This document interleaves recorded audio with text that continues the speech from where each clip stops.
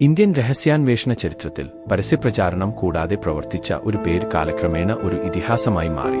അതാണ് Ajit Doval. Indian James Bond എന്ന പേര് അദ്ദേഹത്തിന് ലഭിച്ചത് സിനിമാപരമായ കഥകളാൽ അല്ല, മറിച്ച് വർഷങ്ങളോളം നീണ്ട യഥാർത്ഥ രഹസ്യ ദൗത്യങ്ങളിലൂടെയാണ്. 1945 ഉത്തരാഖണ്ഡിൽ ജനിച്ച അജിത് ഡോവൽ 1968 ഇന്ത്യൻ പോലീസ് സർവീസിൽ പ്രവേശിച്ചു. തുടക്കത്തിൽ തന്നെ അദ്ദേഹം സാധാരണ നിയമസംരക്ഷണ ചുമതലകളിൽ നിന്ന് വ്യത്യസ്തമായ ഒരു വഴിയിലേക്കാണ് നീങ്ങിയത്, രഹസ്യാന്വേഷണ രംഗം. പിന്നീട് ഇന്റലിജൻസ് ബ്യൂറോയിൽ ചേർന്നതോടെ അദ്ദേഹത്തിന്റെ ജീവിതം പൊതുസമൂഹത്തിന്റെ കണ്ണിൽ നിന്ന് അകലുകയായിരുന്നു. ഡോവലിന്റെ ഏറ്റവും ശ്രദ്ധേയമായ പ്രത്യേകത അണ്ടർകോർ ഓപ്പറേഷനുകളിലേക്കുള്ള കഴിവ് ആയിരുന്നു. അദ്ദേഹം പലപ്പോഴും സ്വന്തം തിരിച്ചറിയൽ മറച്ച് സാധാരണ പൗരനായി, ചിലപ്പോൾ ശത്രുസംഘടനകളുടെ ഉള്ളിലേക്ക് പോലും കടന്നുകയറി.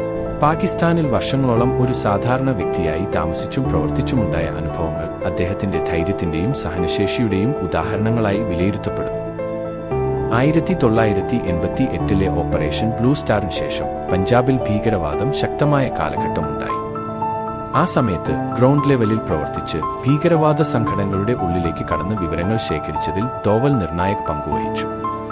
നേരിട്ടുള്ള ഏറ്റുമുട്ടലുകളേക്കാൾ ബുദ്ധിയിലൂടെ ശത്രുവിനെ തോൽപ്പിക്കുക എന്നതായിരുന്നു അദ്ദേഹത്തിന്റെ ശൈലി.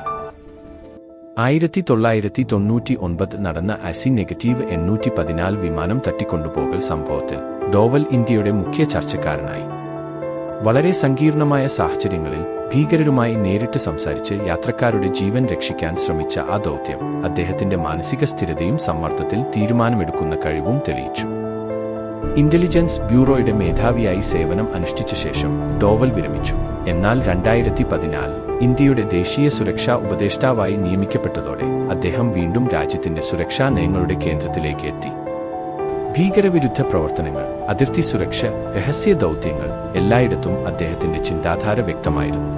ഇന്ത്യൻ ജെയിംസ് ബോണ്ട് എന്ന പേര് ഡോവലിന് ലഭിച്ചത് അദ്ദേഹം സിനിമയിലെ ചാരനെ പോലെ ഗാഡ്ജറ്റുകൾ ഉപയോഗിച്ചതിനാലല്ല, സ്വന്തം ജീവൻ പോലും പണയപ്പെടുത്തി ദീർഘകാലം അണ്ടർകോറിൽ പ്രവർത്തിച്ച് ശത്രുവിന്റെ മനസ്സിലേക്ക് വരെ കടന്നുകയറിയതിനാലാണ്. പ്രശസ്തിക്ക് പകരം രഹസ്യത്തിനും നിശബ്ദതയ്ക്കും അദ്ദേഹം മുൻഗണന നൽകി. അജിത് ഡോവലിന്റെ കഥ ഒരു വ്യക്തിയുടെ സാഹസകഥ മാത്രമല്ല, അത് ഇന്ത്യയുടെ രഹസ്യാന്വേഷണ സംവിധാനത്തിന്റെ പ്രവർത്തന ശൈലിയെ പ്രതിനിധീകരിക്കുന്ന ഒരു കഥയാണ്, ശബ്ദമില്ലാതെ പക്ഷേ ശക്തമായി. ഇന്ന് അദ്ദേഹത്തിന്റെ പല ദൗത്യങ്ങളും ഔദ്യോഗികമായി പുറത്തുവന്നിട്ടില്ല, എന്നാൽ ലഭ്യമായ വിവരങ്ങൾ മാത്രം മതി എന്തുകൊണ്ടാണ് Ajit Doval Indian James Bond എന്ന പേരിൽ അറിയപ്പെടുന്നതെന്ന് മനസ്സിലാക്കാൻ.